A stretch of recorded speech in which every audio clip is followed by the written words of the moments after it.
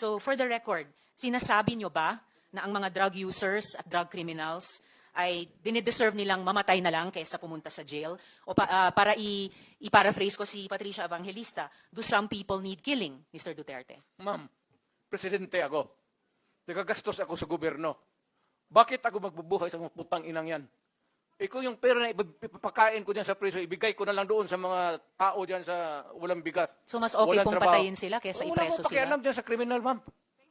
So thank you for Kung making that of record. pakialam sa kriminal kung saan silang impernong gusto nilang pumunta. Well, Mr. Chair, for the record, You make your own history in this planet.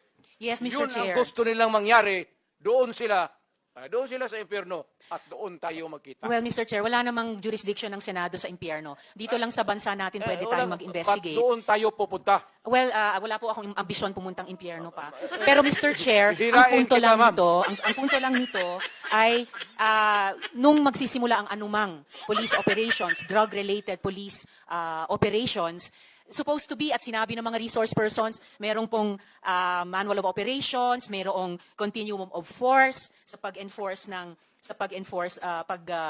implement ng police anti-drug operation. So, ang premise is, yun na nga, arrest muna at build the case.